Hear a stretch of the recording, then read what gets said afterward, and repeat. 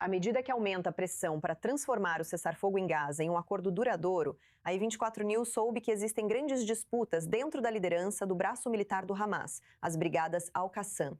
Quando se trata de desarmamento e realmente entregar as armas, há preocupações dentro do grupo terrorista de que Israel possa explorar isso posteriormente para realizar novos ataques e assassinar os líderes do Hamas. Ao mesmo tempo, uma nova pesquisa palestina mostra que o apoio ao Hamas caiu drasticamente, especialmente na Cisjordânia, com menos palestinos dizendo que o grupo saiu vitorioso da guerra. Mas a pesquisa também destaca o principal obstáculo pela frente.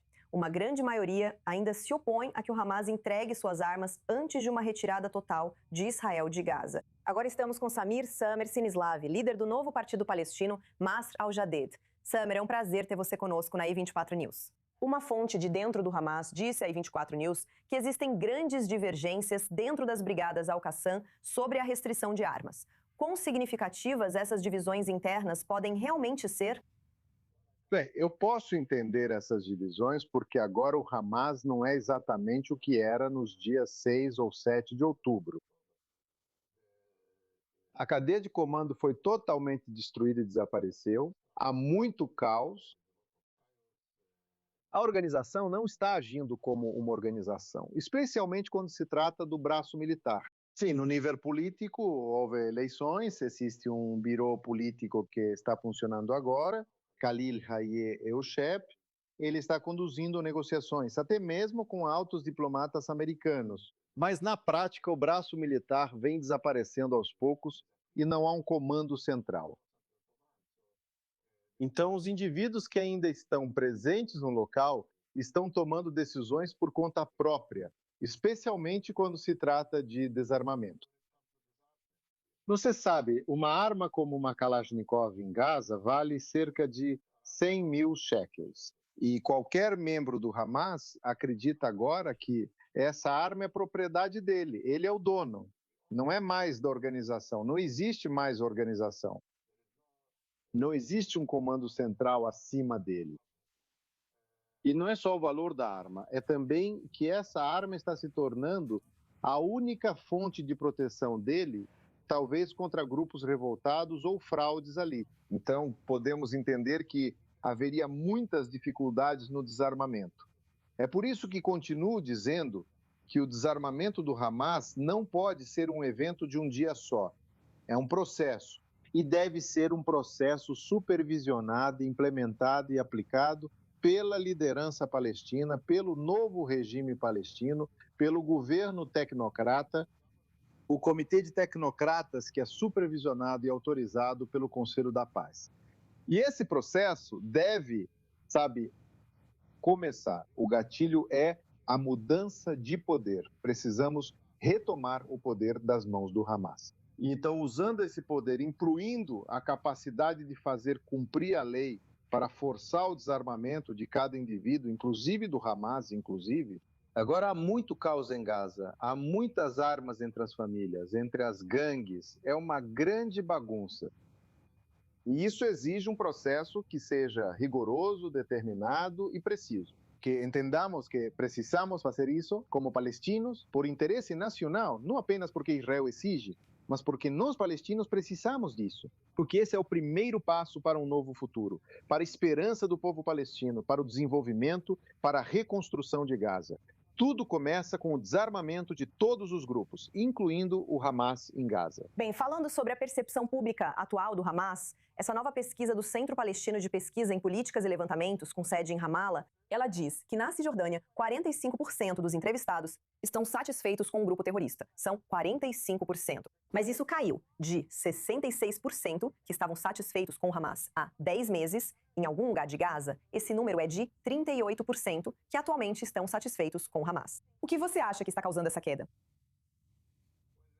Bem, deixe-me te dizer que a única pesquisa real que realmente vai nos dar um reflexo preciso da opinião pública palestina serão as eleições no dia 28 de novembro.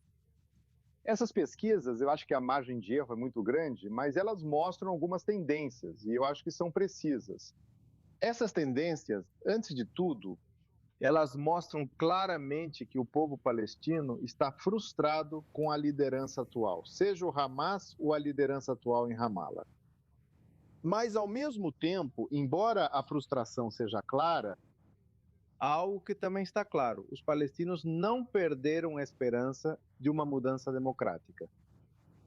Eles ainda veem que deve haver algum tipo de novo caminho, uma opção que substitua a destruição de Gaza e a corrupção na Cisjordânia. Então, a frustração existe, mas a esperança ainda existe.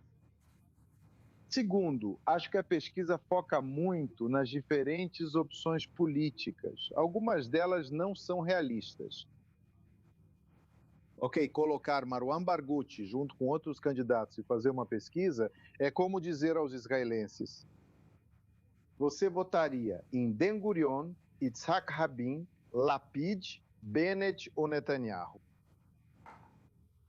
Tem algo que não é realista. As pessoas não vão votar. Essas eleições do lado palestino não serão uma escolha entre partidos. Será uma votação entre duas opções. Se os palestinos gostariam de continuar em mais um ciclo de violência, sofrimento e dor, e você sabe, sangue dos dois lados, ou se os palestinos vão escolher uma mudança democrática por esperança, por construção, por diálogo, pela coexistência. Essas são as duas opções. Não se trata de escolher entre partidos políticos, é escolher entre essas duas opções.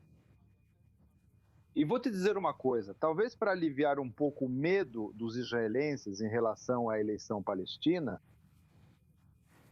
acho que os israelenses não deveriam ter medo das eleições palestinas. Acho que permitir que os palestinos escolham democraticamente sua liderança talvez seja do interesse dos israelenses. Porque eu vejo, de acordo com essa pesquisa também, que a tendência de mudança é clara. Juntos, Fatah e Hamas somam menos de 45%. E, na realidade, você verá no dia das eleições que é muito menos do que isso. A maioria do povo palestino, talvez 60% do povo palestino, está procurando algo diferente. Estamos buscando uma política que melhore suas vidas. Ok, queremos chegar a um Estado palestino ao lado de Israel. Mas por que devemos sofrer enquanto chegamos lá? Porque os palestinos não merecem ter um governo que forneça serviços, que ofereça uma educação melhor, que gere empregos, que foque em necessidades simples do povo palestino. Porque o povo palestino também é formado por famílias que gostariam de ter uma vida melhor. Então vemos uma tendência de escolher uma alternativa, algo melhor do que o Hamas e o Hezbollah. Uma visão positiva para o futuro, pelo que parece. Samir Sinig de Sinislav, obrigada por estar conosco hoje na I24 News. Agradeço.